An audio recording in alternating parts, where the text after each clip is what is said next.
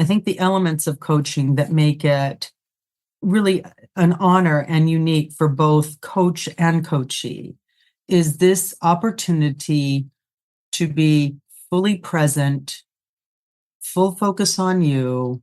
There's no right or wrong. We're just going to unpack it, as my clients say. We're going to unweave it, unpack it, and get to what the real challenge is so that you can explore and experiment and play and create until you figure out and develop the confidence and competence, or competence and confidence in the area that you desire. Welcome to Making Change with Your Money, a podcast that highlights the stories and strategies of women who experienced a big life transition and overcame challenges as they redefined financial success for themselves. Now here's your host, certified financial planner, Laura Rotter. I am so excited to have as my guest today, Maria Kyriakos. Maria is an executive leadership and career coach and CEO of Leader Assist Executive Coaching. Working with Maria, leaders learn to career intentionally and take the driver's seat. Using her proprietary 3-pillar approach to strategic career management, she's successful with mid-career executives and senior-level leaders due to her hands-on experience as a corporate leader and effective results developing and coaching leadership potential. So, welcome, Maria, to the Making Change with Your Money podcast. Love it. Thank you so much, Laura. I'm so delighted to be here with you. I'm glad we were able to find the time. I'm going to start with the first question I always do, which is, Maria, what was money like in your family growing up? We valued it, and I think conservatively managed it with the mindset that you better hold on to it because, it can leave you quickly. Can leave you quickly. Did you see that? Was that something that So my parents were from, I would say, this, Second World War. And I think there was that concept of it could erode quickly. You never know what's going to come up in the world. Your dollar could be worth less than it was. So save. That was the mentality. Save it. Were you the first generation in the States? I was on my dad's side the first. I was the second on my mom's. So you did have grandparents from another country, from Greece? From Greece, correct, yeah. And Maria, do you have siblings? I don't. You don't? Ah. And a good thing about that I've found as I've interviewed people is there weren't brothers that you saw perhaps being treated differently from you. So very good point. How did you feel the expectations of your parents growing up? What was communicated? Responsibility, right? To be responsible to your commitments. And if that was school, it was school. And if it was job, it was a job. If it was family chores or family events, it was the family. You didn't have to be too serious about it, but you needed to be committed to whatever you were responsible to. I think that's pretty much it. So you grew up with a sense of responsibility to your family. Was there family around? Were there other? Oh, yes, absolutely. Yes. Yes. Kind of a large extended family on one side, smaller, but very close on the other. So yeah, it was lovely. Really nice. And how was education valued in your family? Great question. So highly valued. And for the purpose of knowledge, because that's one thing that can't be taken away from you. No matter what ebbs and flows, what you develop, your experiences and your knowledge are always with you. So it's a very important investment. And I invested, as did my parents. I love that, Maria, because I feel like, and I'm sure it's a reflection of our economy, but nowadays the stress is on education for a job as a generalization, and education as an important journey, and learning how to learn. Yes, exactly. Right. Love that. Did your parents pay for college for you? How is that financed? Yes. So one of the lucky ones, I think being an only child, my parents paid, and then I paid for my advanced degree with some support from the employer that I worked at. They had some level of tuition reimbursement. So I got a help there. And I've been paying for certifications and credentials and everything since. Yes, I went on your LinkedIn and you have plenty of those. Please share with our listeners your journey. What I see that you are a human resources executive. Yes. What was absolutely clear to me is that I wanted to work with people. I didn't know how. And I'd been a leader since I was a kid. I was the one who'd raise my hand to be the student body president or the leader of this or the leader of that. And I took to it like a duck to water. I think I really like helping people get somewhere. And so a cousin of mine referred me to human resources. I got my first job there, as you know, and back in the day, even though I had a degree, I started as a secretary for a very short yeah, lovely. And I could type well, right? I didn't go to college to type. But anyway, I type fast now, but I didn't then. And quickly I was promoted to a personnel assistant and then a recruiter. And then I did my various rotations. And so before you know it, I was, in there 25 plus years. God. And that's not I know. where you know it. How does that happen? Where does that time go? And what I think kept me there was that people are never constant. And there's always an opportunity in human resources to learn and try new things. It's a very dynamic place. Anywhere, any company that works with people or has people employed, which is pretty much most all of them, is going to be an interesting place to be because of the diversity and the variety and the business challenges. So I've been very honored to do that. And I knew that I eventually, I can't remember exactly when, but maybe 2/3 of the way into my career, I received a lot of feedback about being very good with one-on-one mentoring and coaching. And the coaching field was beginning to come into being at that time. And I knew that's what I wanted to do. And about 10 years ago, 10, 11 now, I prepared to launch my own business as a coach in the areas that I, as a human resources leader, would know, would understand. They're the places of leadership and of career management. So I'm a leadership and career coach. And obviously I come by that naturally because I have plenty of skinned elbows and knees and those of my client base, as we learned along the way. And I haven't looked back. So Maria, I just wrote down that you said you knew that's what you wanted to do.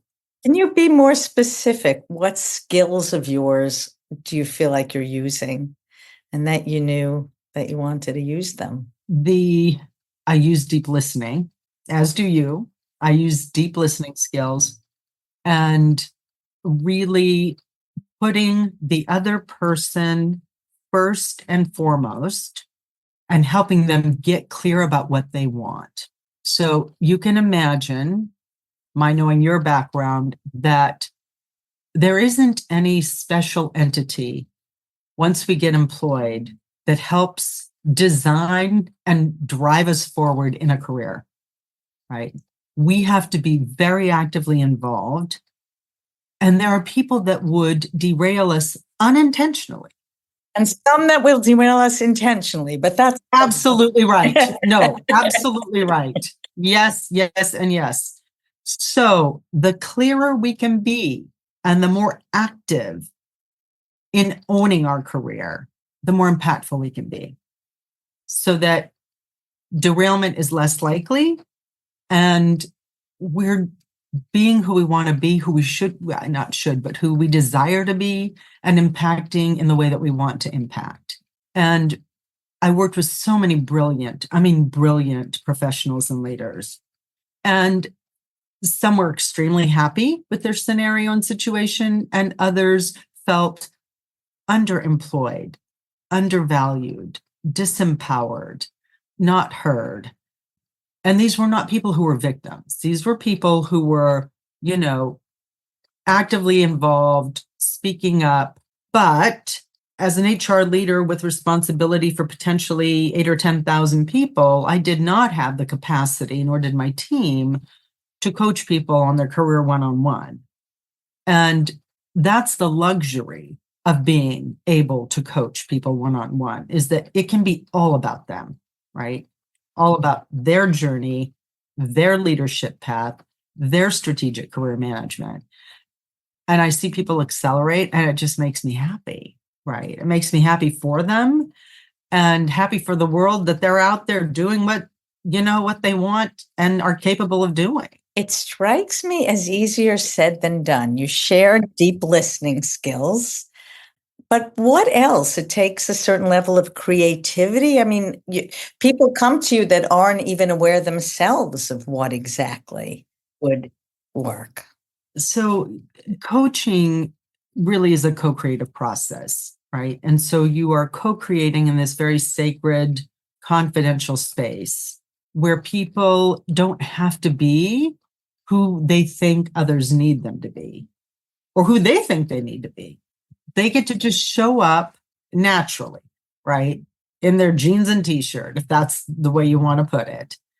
And say, look, I'm really having challenges with X, and X might be influencing at an executive leadership level or succinctly communicating the things that I need people to do for me or being heard. It's amazing how often people are speaking and nobody is really hearing because of the lack of listening. So I think the elements of coaching that make it really an honor and unique for both coach and coachee is this opportunity to be fully present, full focus on you. There's no right or wrong. We're just going to unpack it, as my clients say. We're going to unweave it, unpack it, and get to what the real challenge is so that you can explore and experiment and play and create until you figure out and develop the confidence and competence, or competence and confidence in the area that you desire. That's so beautifully said. I love that you refer to, among other things you said, was just creating a sacred space. That so resonates with me, and how so few of us are truly listened to. And that is the first step. Do you have certain kinds of people or certain kinds of problems that you gravitate towards and you prefer? My ideal client, and the client that will select me, if they speak to a handful of coaches, executive coaches, and they should, they will select me because they take responsibility for their life, right? And their career. I don't know how else to say it. They're go-getters, even if they're down and out. Even if they're down and out at that time that they're reaching out to me, they're people that make things happen. And they're like, it's not going to happen to me. I'm going to help make it happen, whatever it is.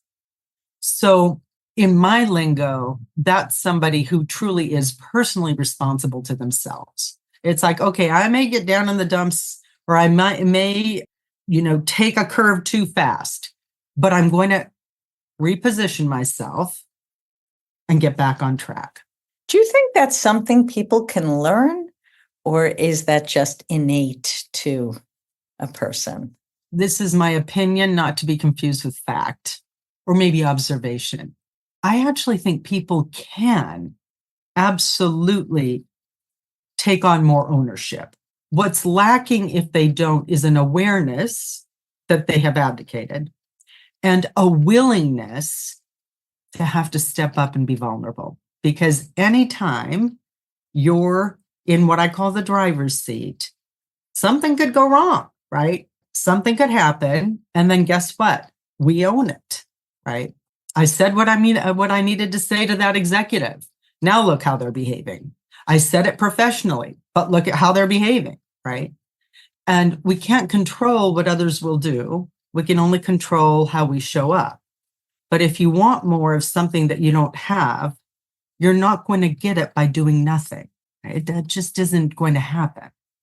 So you have to do something with intention and experiment. It can be scary, but it can also be a lot of fun. I love the word fun. So many of us don't manage to feel like what we're doing and what we're engaging in is also fun. And it sounds like you bring that knowledge that fun should be part of the process to your coaching. Yes, absolutely. And you're saying, so you enjoy working with people who take responsibility. And is there a particular kind of problem solving that? Not really. Honestly, we can cover the waterfront.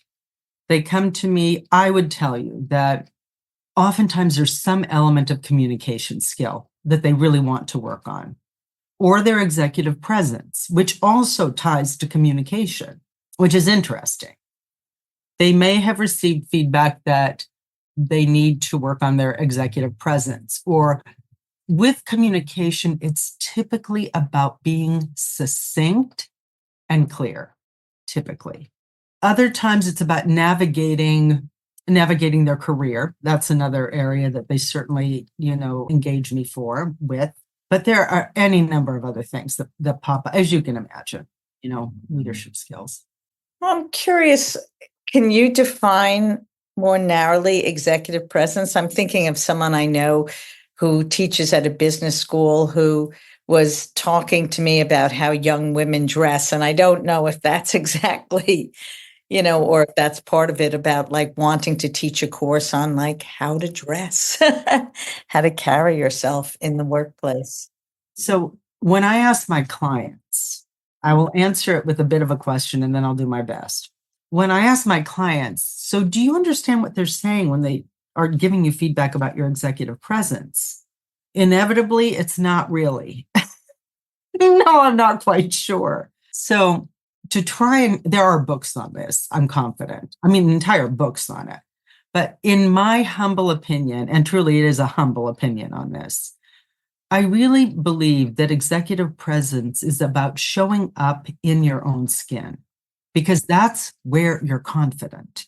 And it's not a fake it till you make it in executive presence. It's a, who am I? Who am I not? And I'm showing up this way.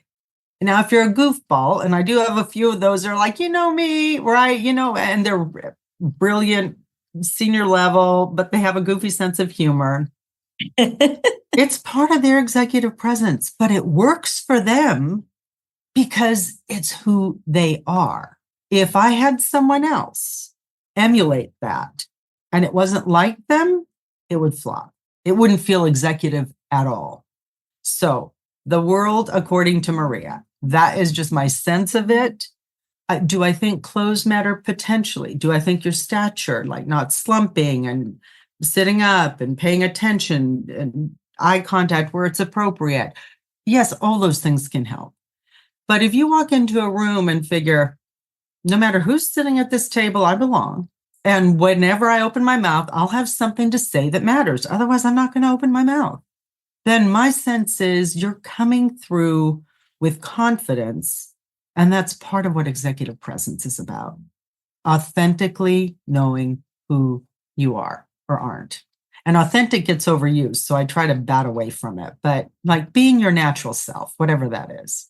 It's interesting that you define it that way because, correct me if I'm wrong, but I'm sure there are definitely times where clients of yours get that feedback and that's not what's meant at all. Right, exactly. Oh, exactly. This is the thing, right? This is why we'll drill into, do you know what that means? I don't. Okay, well, we're going to go back to the well. Ask, help me understand, right? So I always have them going back and asking. There's something about, I'm an absolute proponent of curiosity in life, in business, in your career. And I did the same thing, by the way. So that's not like present company is not excluded.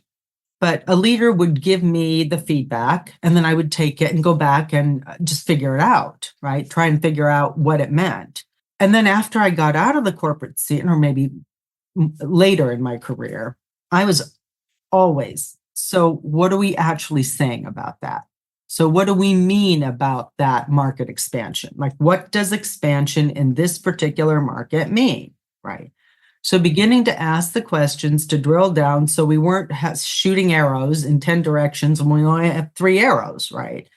So I think the opportunity is when you receive feedback, get curious about it. Thank you. Tell me more. What do you mean by that? What kind of executive presence, right? Because you will help the feedback giver get clear too.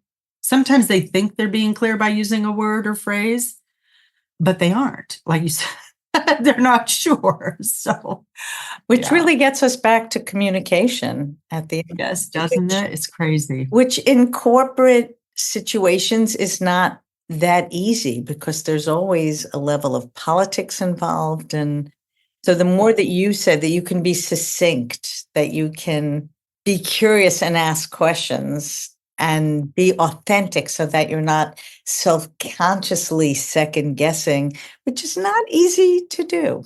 So Maria, you started your company over a decade ago. First of all, how did you, I'm going to use the word because I'm a New Yorker, how do you have the balls to walk away from your corporate life and start it? And how has it evolved? Because of your background, and I know you will appreciate what I'm going to say here, from a financial perspective, I think everyone thought I was crazy.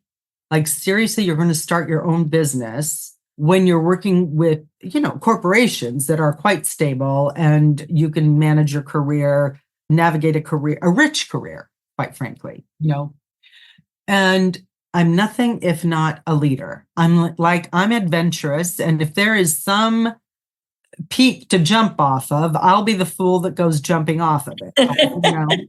So I just thought, there are so many people I know who I regard highly that are successful in business. Certainly, after working in some of the top companies, I can figure this out.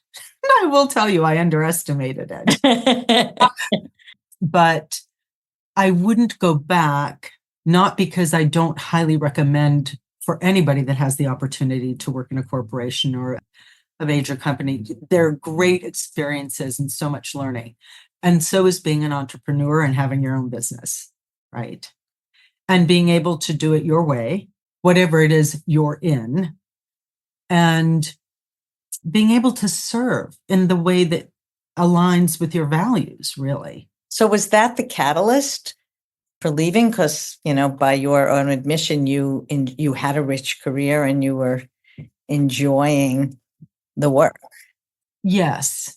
I think yes. And as you get further along in your career, and my clients do, they begin to find that maybe they want to try, they don't want to give up everything they've done, but they might want to do something that's parallel to it, but not the exact same thing. And I think part of me was either burned out or tired of the complexity of working as a human resources leader in a very matrixed and large company. And you spend, I think how did you put it, Laura? There's a lot of time that may and does go into the political navigation, the developing the relationships, the alliances, the et cetera. Now, you don't stay in it for years and years if you don't build a competence and you aren't good at it. But that doesn't mean, I tell my clients this all the time, just because you're good at it doesn't mean you have to be doing it. That doesn't have to be what you do. So I set my own sail. It was bumpy at first. And what I mean by that is you need to market and develop yourself. I mean, develop your brand, if you will, in that arena. People knew I was a talented human resources leader, but now I'm moving into this executive coaching. And although we coach as HR leaders, we don't have a business in coaching, at least not most of us. So I learned a lot very quickly. Is what I would say. And how did you know, Maria, that you had a runway and the financial resources to? Great question. So I ensured that I did. And so the obvious things should be called out, that I had an uncle who gave me very wise advice in my 20s. And he said, pay yourself first, always. Even if you can barely pay your bills, like early on, 22, 23, whatever, pay yourself first, which was hard because at that time, I mean, this is a joke. I know, but it might have been $50 a paycheck, but that was a lot of money when you saw the paycheck. Right, and you're developing the habit. Right, developing the habit. And so I would put that amount aside, and I kept doing that and socking it away and knowing that I was never hostage to a career or to an employer or to an anything. That I think you show up and deliver better results when you don't feel handcuffed to anything, any kind of relationship, right? So that financial, I'm such a believer in the work that you do, because financial independence really is at the foundation of anything else that we do. Like financial independence, your health, so that having good health, and then hopefully having a career or a profession that you find rewarding and that you can be an impact in, and hopefully do it on your terms. Right. And the financial independence is part of the ability to ultimately Essential. do it on your terms. Essential. Thank you for sharing that. That's helpful.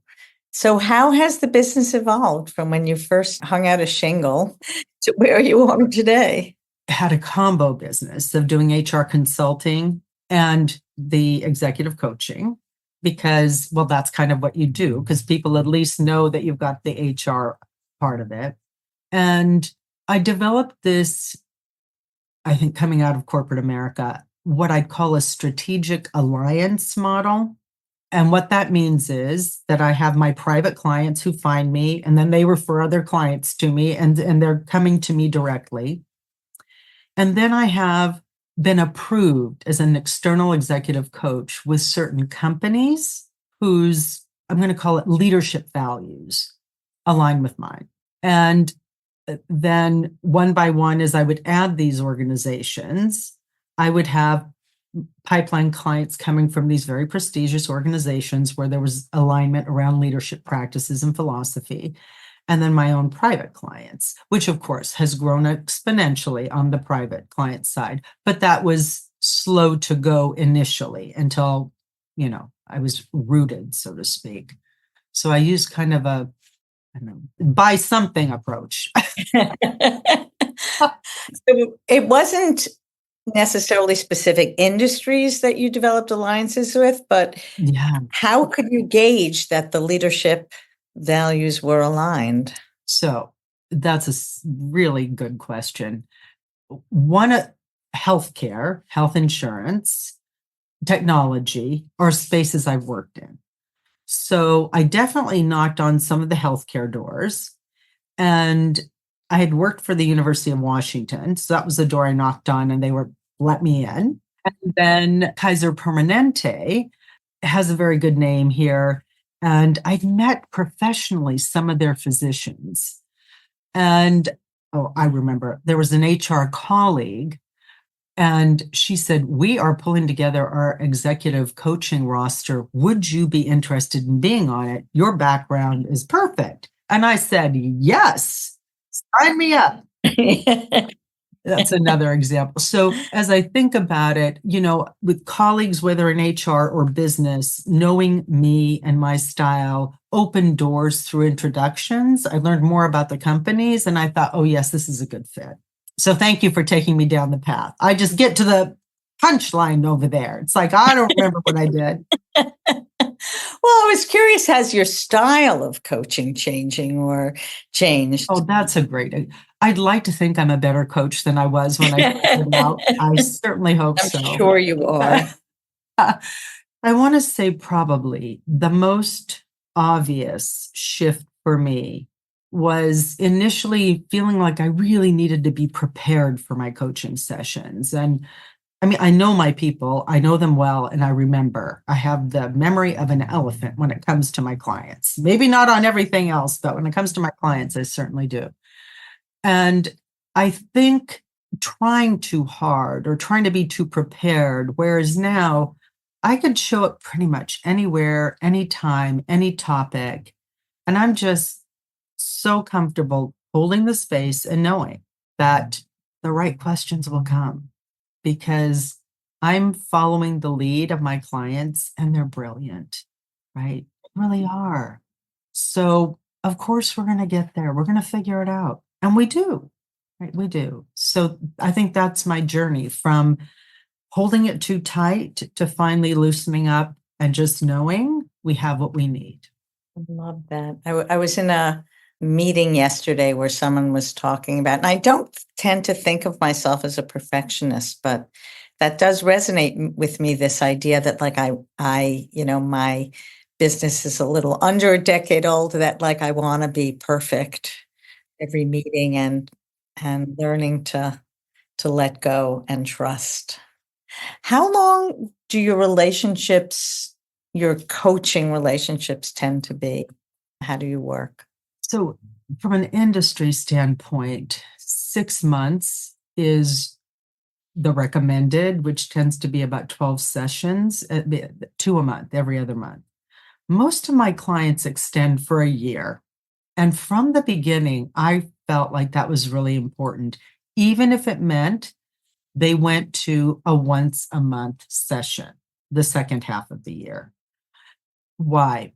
Because what have we ever tried to learn or accomplish or build a competence in that took less than 6 to 8 months? I mean, really, trying to lose weight, unless you're trying to lose 5 pounds. I mean, if you're trying to lose some serious weight, or if you're trying to develop a habit in healthy eating or sleep habits or stress management or fill in the blank.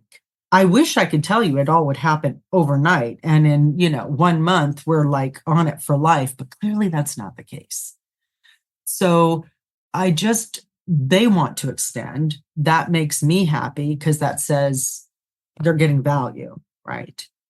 And then no matter what, they get to where they want to go.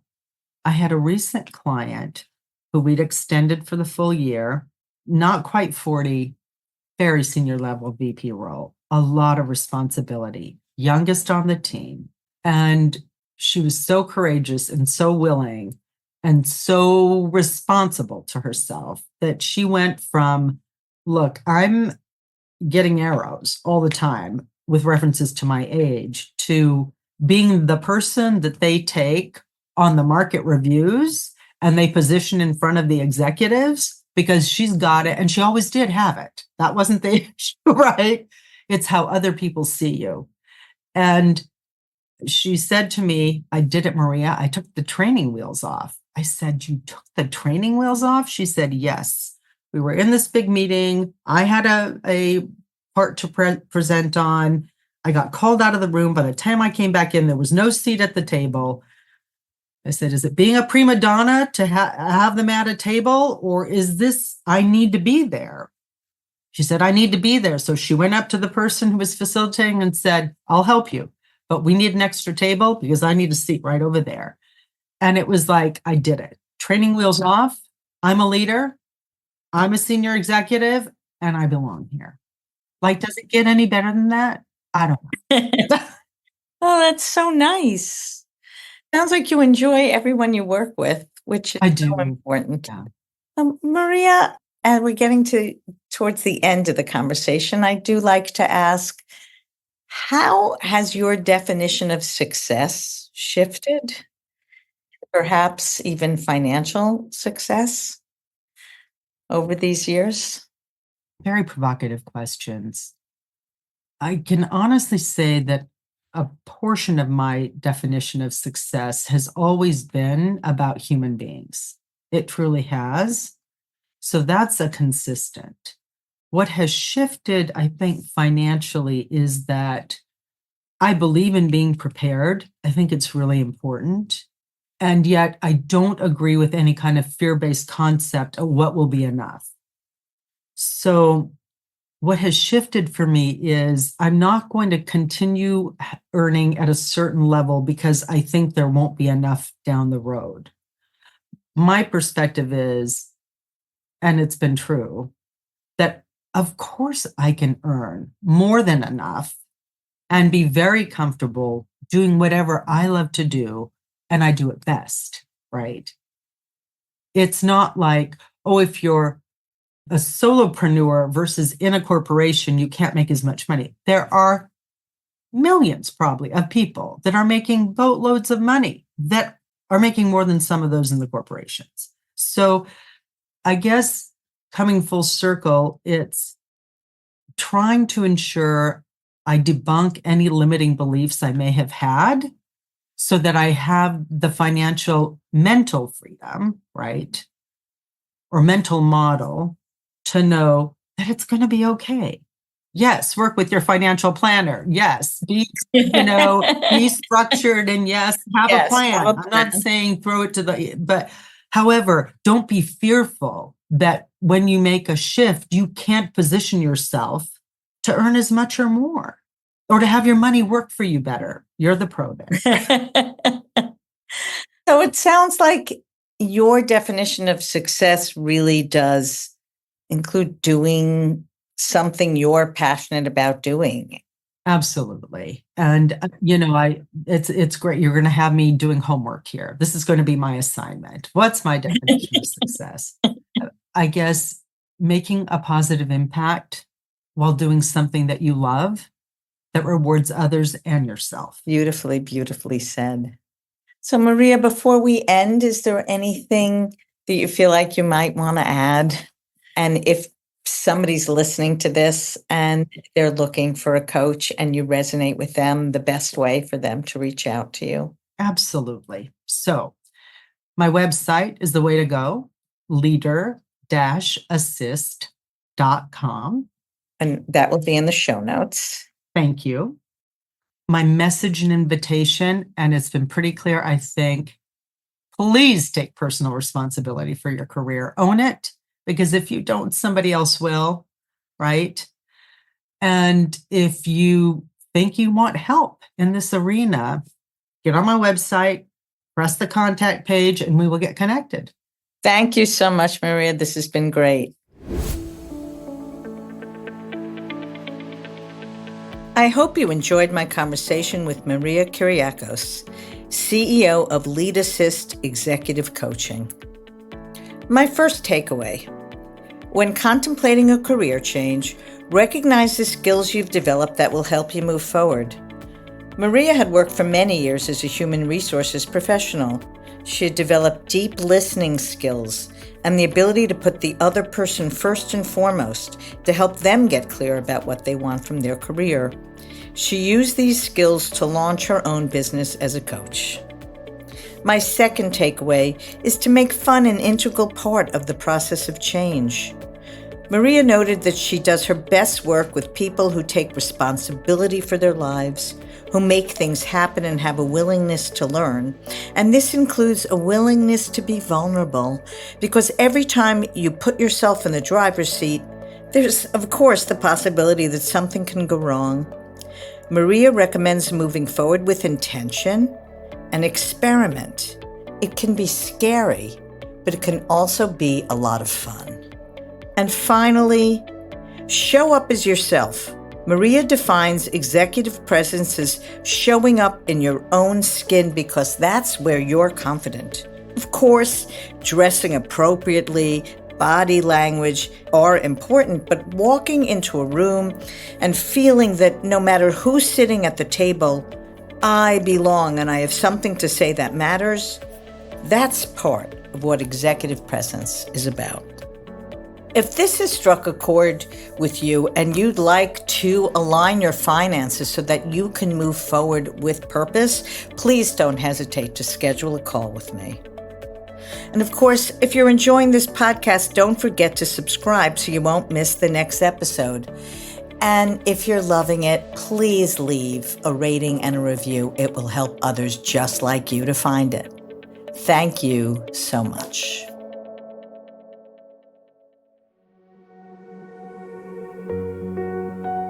Thanks Thanks for listening to Making Change with Your Money. Certified financial planner Laura Rotter specializes in helping people just like you organize, clarify, and invest their money in order to support a life of purpose and meaning. Go to www.trueabundanceadvisors.com/workbook for a free resource to help you on your journey. Disclaimer, please remember that the information shared by this podcast does not constitute accounting, legal, tax, investment, or financial advice. It's for information purposes only. You should seek appropriate professional advice for your specific information.